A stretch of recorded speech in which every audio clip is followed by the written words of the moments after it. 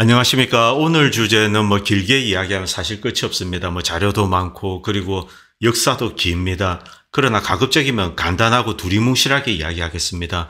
아버지를 아버지라 부를 수 없는 심정, 여러분도 잘 아실 겁니다. 이 유튜브 같은 데서 특정 인종에 대해서 이야기를 하는 것을 상당히 싫어하죠. 그래서 두리뭉실하게 이야기하겠습니다.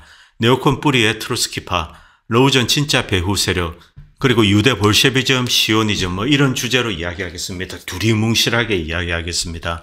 먼저 미국 경제 상황에 대해서 한마디만 드리겠습니다. 자, 7.6 트릴리언 달러 정도가 내년에 만기가 돌아옵니다. 미국 국채입니다. 미국 정부는 내년에 이제 이것을 롤오버를 해야 되는데 최근까지는 한 0.5% 정도 평균적입니다. 0.5% 정도 이제 이자를 지불하면 됐는데 내년에 만약에 롤오버를 하게 된다면은 평균적으로 한 5% 정도 이자를 지불해야 됩니다. 자, 이것은 엄청난 부담이죠. 올해 미국 정부는 국채에 대해서 1 트릴리언 달러 정도 이자를 지불했습니다. 그런데 7.6 트릴리언 달러가 롤오버 되면은 한 3천억 불 정도 이자 부담이 는다고 합니다. 내년에는 1.3 트릴리언 달러 정도 이자를 지불해야 됩니다.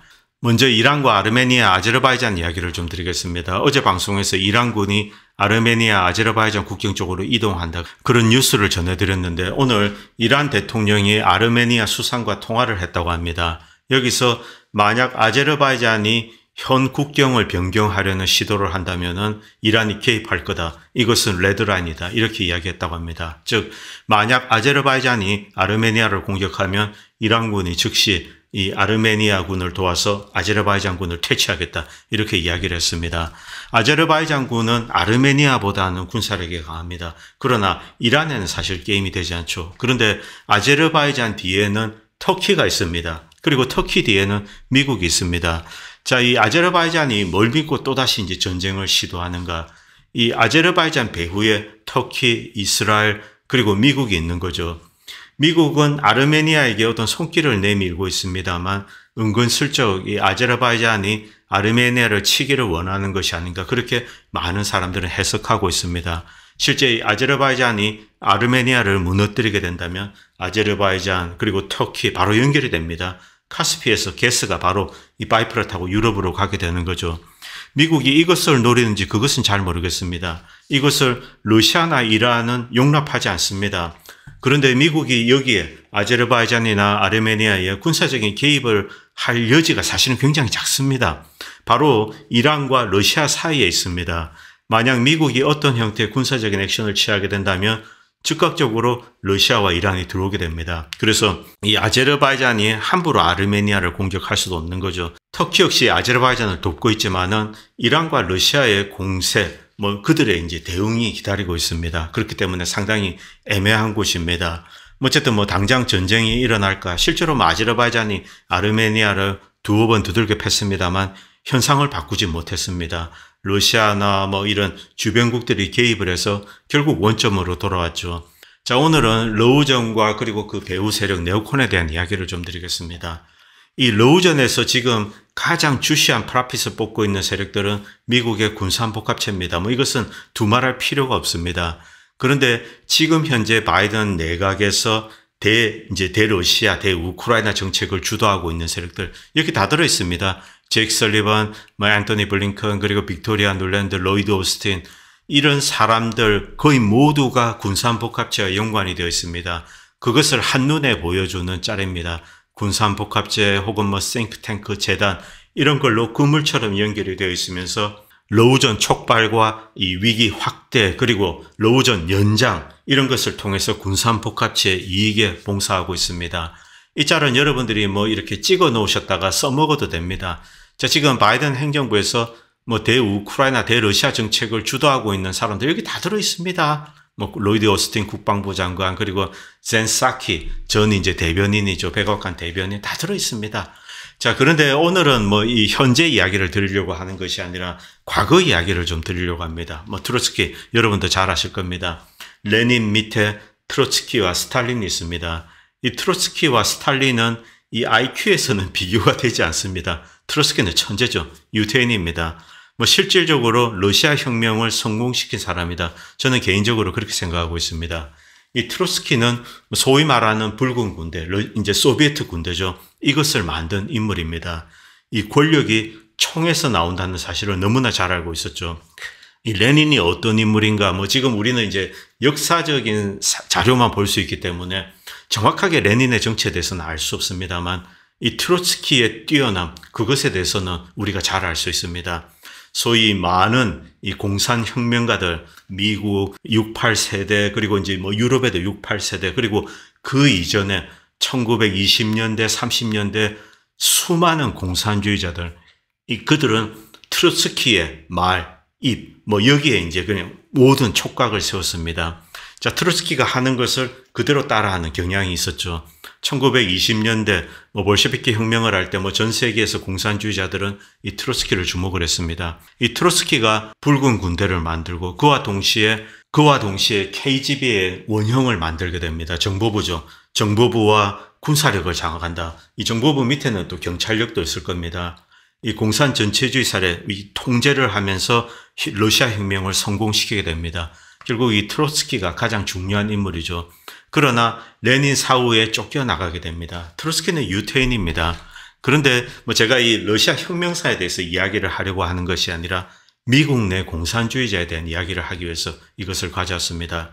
자, 이 트로츠키가 러시아 혁명을 주도하면서 이제 주변에 이 주이시들로 이렇게 꽉 채웠습니다. 그래서 초기에 이제 이 볼셰비키 혁명에 성공하고 이제 러시아의 핵심 내각의 3분의 2 정도가 유태인이었습니다. 유태인 공산주의자들입니다. 대부분이 이제 애시카니지 주이시죠.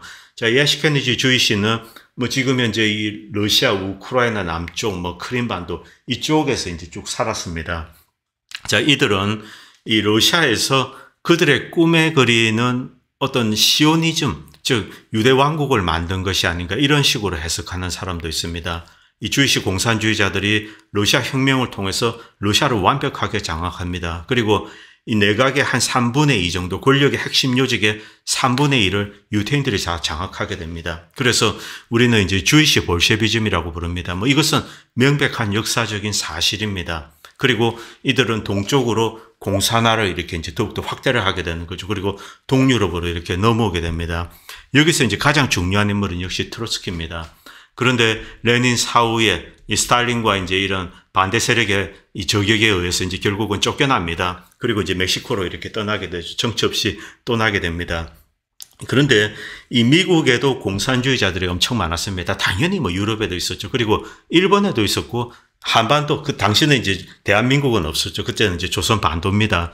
이 한반도에도 먹물 들어간 사람들, 일본도 마찬가지입니다. 1910년대, 20년대 이 공산주의자들이 바글바글했습니다. 미국에도 공산주의자들이 글자 그대로 바글바글했습니다. 특히 엘리트 대학들. 자, 그런데 미국에서 이 트로츠키파가 만들어지게 됩니다. 1920년대, 30년대 이때 이 커니는 이제 시리 유니버시티 오브 뉴욕입니다. 뉴욕에서 이제 공립대죠. 공립대학으로서 이 당시에는 유태인들에 대해서 이 아이비리그 대학들, 하버드나 예일, 프린스턴 이런 대학들은 입학에 쿼터를 줬습니다.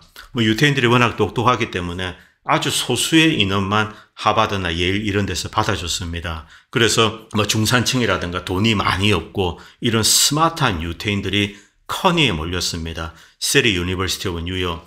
이 커니에서 소위 말하는 트로츠키파가 만들어지게 됩니다. 이 미국의 스마트한 유태인들, 그리고 공산주의 이념에 심취해 있는 유태인들이 트로츠키를 존경하면서 일종의 거대한 트로츠키 서클을 만들게 됩니다. 이때 당시 유태인들의 거의 한 8, 9할은 공산주의자라고 해도 틀리지 않습니다. 그 중에 대표적인 인물이 이 어빙 크리스톨입니다. 지금 말하는 이제 네오콘의 원조입니다. 네오콘의 원조가 트로츠키파입니다. 이 사람뿐만이 아닙니다.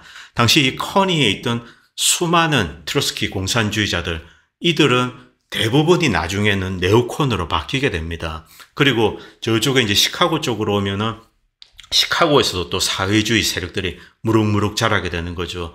지난 방송에서, 과거 방송에서 말씀드렸던 이제 레오 스트라우스 학파, 특히 레오 스트라우스 제자들은 부시 정권에서 엄청 컸습니다. 여러분들 잘 아시는 폴 월프홀츠 이런 사람들이 대표적입니다. 먼저 이 어빙 크리스톨 이야기를 좀 하겠습니다. 자, 이 미국은 현재 이 어빙 크리스톨을 주이시 현실주의자다 이런 표현을 쓰고 있습니다.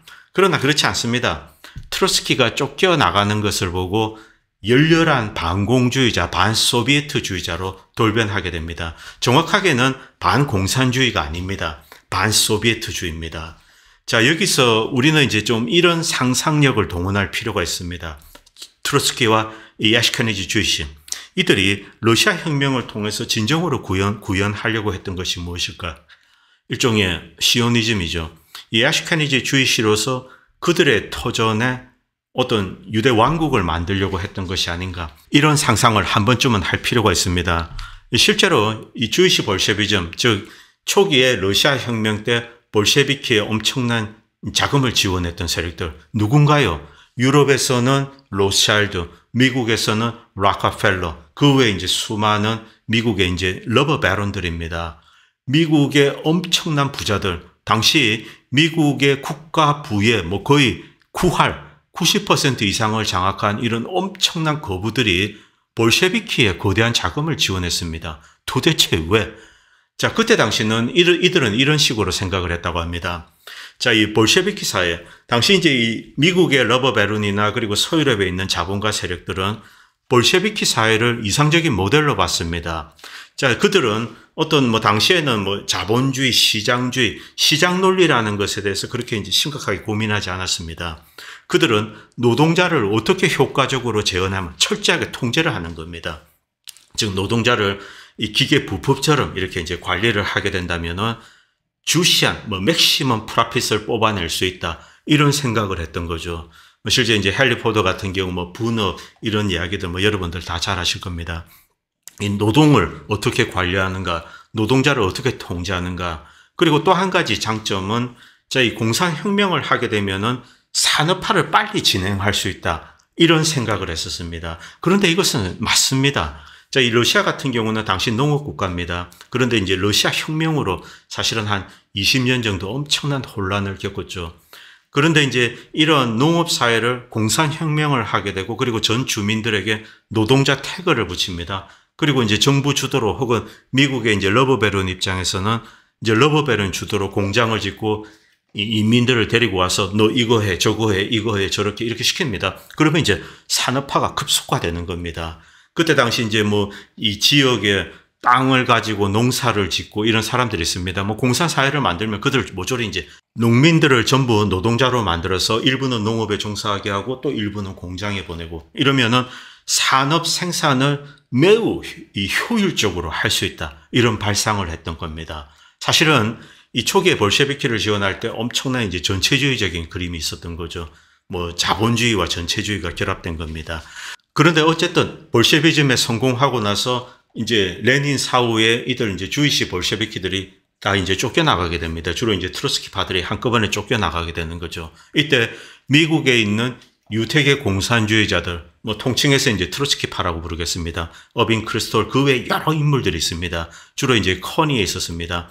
이들은 극도의 증오심을 소비에트에 품게 된 겁니다. 초기에는 반소비에트주의, 그 다음에는 반공주의가 된 겁니다. 엄밀하게 이야기하면 2차 대전 직후에 미국은 스탈린에게 여러 가지 제안을 했습니다. 회유를 했습니다. 자, 당시 이 소비에트는 완전히 파괴되었습니다. 비록 전쟁에서는 이겼지만 국토 자체가 완전히 황폐화된 상황이죠. 그때 미국은 자, 이 US 달러 중심의 어떤 이제 기축통화 시스템을 받아들여라. 그리고 이 소비에트 너도 달러로 이렇게 무역을 해라. 그 경우 당신들을 이제 거대한 세계 경제권에 이렇게 품어주겠다. 들어올 수 있도록 해주겠다. 이렇게 스탈린에게 제안을 했습니다. 스탈린을 2년 동안 꼬셨는데 결국 스탈린은 거절을 했습니다. 그리고 1946년부터 미국은 철의 장막을 치기 시작합니다. 많은 사람들은 공산주의 국가들이 먼저 철의 장막을 친 것으로 생각을 하는데 그렇지 않습니다. 미국 주도로 이 미국이 먼저 친 겁니다. 그리고 어떠한 무역 교류도 그리고 인적 교류도 금했습니다.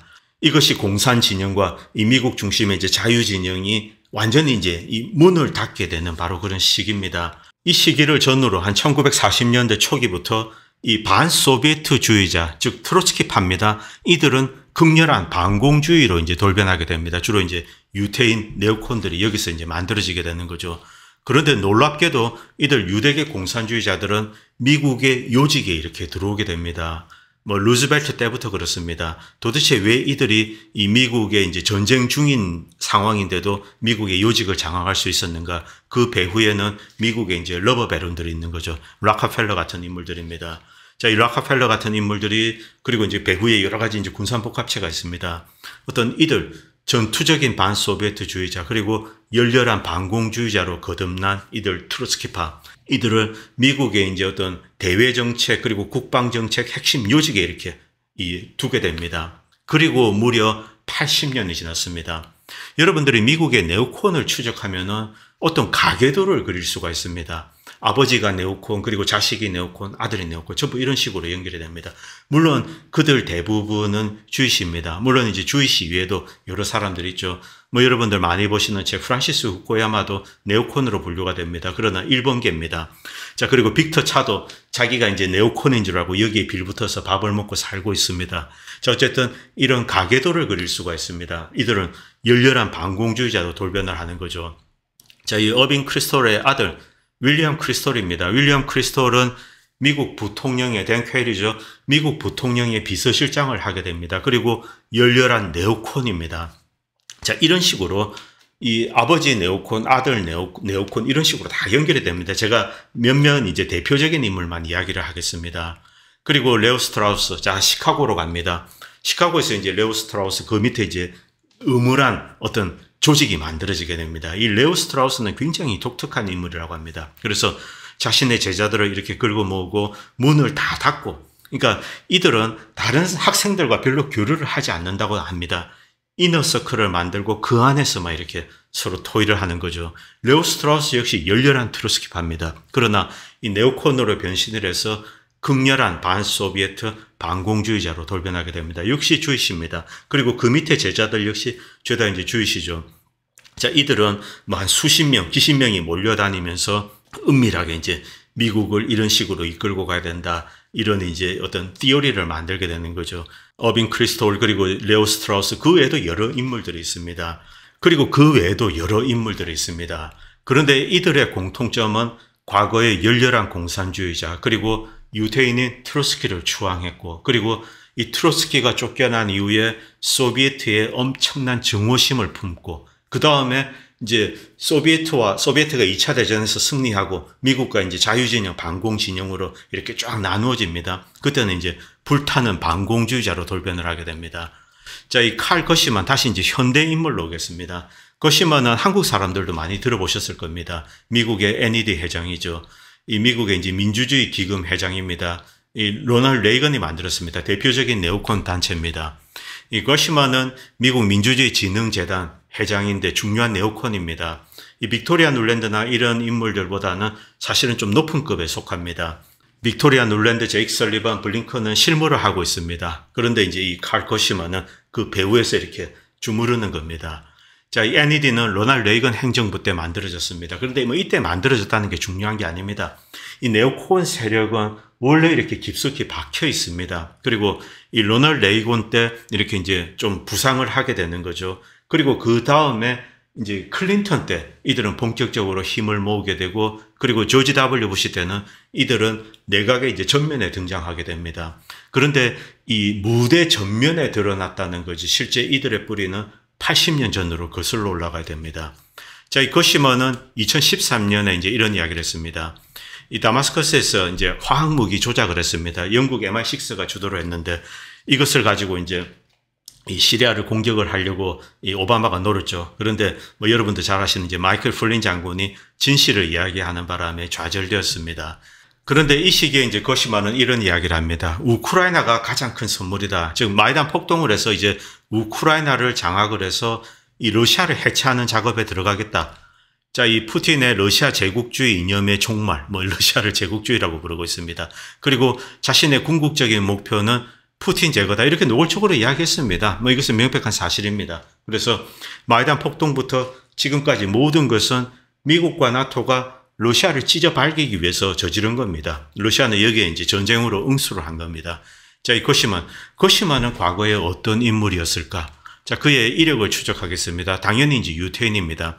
그런데 이 친구 역시 공산주의자입니다. 이 1970년대 초에 이 친구는 미국의 공산주의 청년연대 이런 것을 만듭니다. 그리고 거기에 이제 수장으로서 이렇게 행동을 하게 됩니다. 공산주의자입니다. 이 칼 거시먼은. 자, 뉴욕 출신의 그리고 이제 주이시 패밀리에 나왔습니다. 그리고 예일대에 나왔습니다. 뭐 예일대에서 공부를 아주 잘했다고 합니다. 자, 밑에 보시면은 1970년부터 이제 1974년까지 이 뭐 청년연대라고 해야 될까요? 사회주의 청년연대 이런 것을 하면서 사회주의 운동을 했습니다. 소셜 데모크라스 USA 사회주의적 민주주의 뭐 이런 것을 주창하게 됩니다. 공산주의자입니다. 그러다가 네오콘으로 변신을 하게 됩니다. 대부분이 똑같습니다. 뿌리가. 이 젊은 시절에는 죄다 이제 전부 공산주의자입니다. 유태계 공산주의자. 그 이후에는 네오콘이 되어서 미국의 권력을 주무리면서 끝없이 전 세계에서 이제 전쟁을 일으키려고 하고 있는 겁니다. 물론 러시아를 겨냥한 것은 이제 우크라이나 이쪽은 이제 별도 예외적인 것이지만 이들 네오콘 세력은 주로 이제 중동과 아프리카에서 사실 공산주의와 별 상관이 없습니다. 공산주의와 별 상관이 없는 나라들을 하나씩 파괴를 해나갔죠. 시리아, 리비아, 이라크 뭐 이런 식으로 박살을 내고 거기서 이제 석유도 가져오고 곡물도 가져오고 그랬습니다. 이 이데올로기랑 상관이 없는 겁니다. 자, 그리고 로버트 케이건, 빅토리아 눌랜드 남편입니다. 또 당연히 주이시죠. 자, 그리고 그의 아버지는 도널드 케이건입니다. 그런데 여기 보시면은 그의 형이 또 프레드릭 케이건입니다. 프레드릭 케이건은 여러분도 잘 아시는 미국 전쟁연구소 다 같은 이 네오콘 패밀리입니다. 자, 앞에서도 말씀드렸지만 이 스트라우스 학파 같은 경우 밑에서 한 몇십 명 되지 않는데 거기서 지들끼리 결혼합니다. 그리고 자식들을 놓으면 또 자식들끼리 결혼을 시켜요. 아주 웃기는 종자들입니다. 이 네오콘 집단은 아주 은밀한 비밀 조직처럼 이렇게 움직입니다. 자, 이 가장 많은 수는 역시 이제 여러분도 다 보셨지만 뭐 제이크 설리번, 빅토리아 눌랜드 그리고 블링컨 전부 다 이제 주이시죠. 로버트 케이건 그리고 뭐 형, 뭐 부인 뭐 다 마찬가지입니다. 이들 네오콘 집단은 뭐 시카고의 이 스트라우스 학파 그리고 뉴욕에 오면은 커니죠. 커니의 이제 트로스키파. 자, 이들 뿌리를 뭐 하나의 가계도를 그릴 수 있습니다. 그리고 그 후손들이 곳곳에서 미국의 이제 이 대외 정책을 주도하고 있는 겁니다. 빅토리아 눌랜드 여기 뭐 좀 고향 세탁을 했는데 동유럽 주이시다 이렇게 썼습니다. 몰도바입니다. 참 웃기죠. 고향 세탁했습니다. 그리고 우크라이나 출신인 척 하다가 이제 좀 들통이 났죠. 코미디 같은 인물입니다.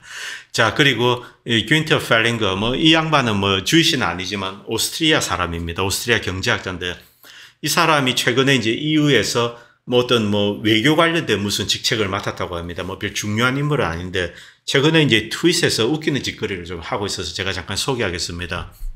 자, 지금 브릭스가 이제 등장하고 있습니다. 브릭스가 등장하니까 야, 이 거지 같은 브릭스 나라들 아예 찢어버려야 돼. 브라질을 뭐 이런 식으로 쪼개버려야 돼. 그리고 이란을 이렇게 갈기갈기 쪼개버려야 돼. 분할해야 돼. 그리고 러시아를 쪼개야 돼. 그리고 남아프리카 공화국도 쪼개야 돼. 뭐 이런 주장을 하고 있습니다. 미친놈이죠. 그리고 인도도 쪼개야 돼. 이제 갈기갈기 뭐 수십 개로 쪼개자는 겁니다. 발카나이즈 하는 거죠. 잘게 쪼개서 모여서 힘을 쓰지 못하게 만들겠다. 이런 이제 깜찍한 발상을 하고 있습니다.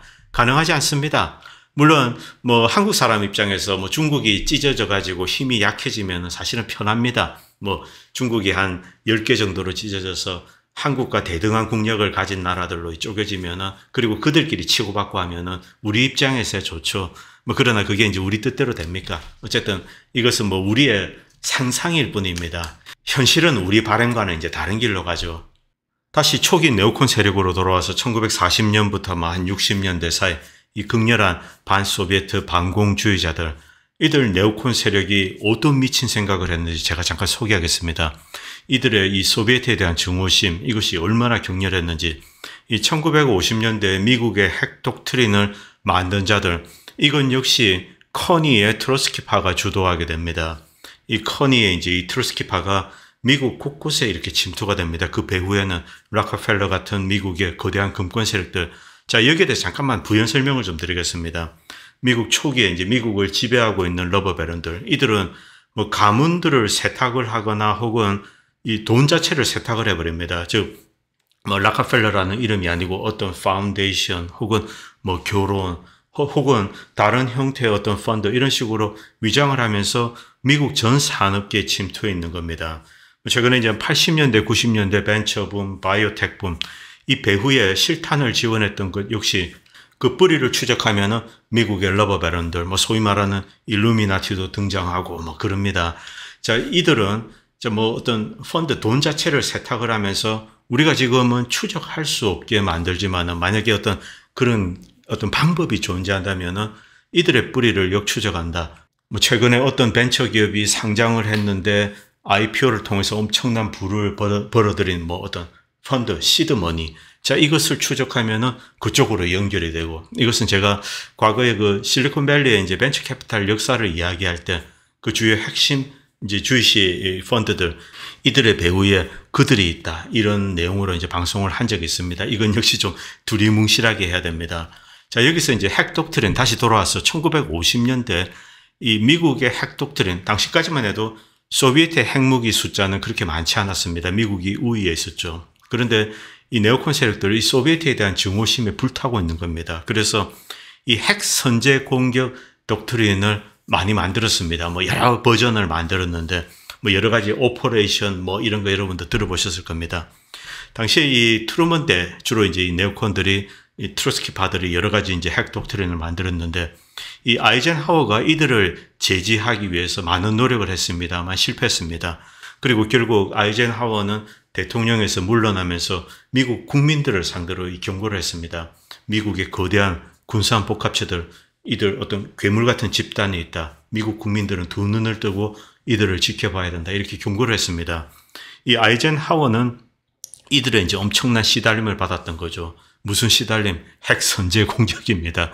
그리고 JFK 때 이것은 이 RFK 주니어의 증언에 의해서 드러났습니다. 최근에 이제 RFK 주니어가 어떤 여러 방송에 나와서 JFK에게 장군들이 몰려와서 뭐 펜타곤에서 몰려오고 국무부에서도 네오콘들이 옵니다. 그리고 소비에트를 이번 기회에 끝장내자 이 미국 인구 한 3천만 정도가 죽을 것 같은데 대신 동유럽과 소비에트 즉 공산주의 세력들 이들 1억 한 8천만을 한꺼번에 없앨 수 있다. 핵전쟁을 하면 승리한다.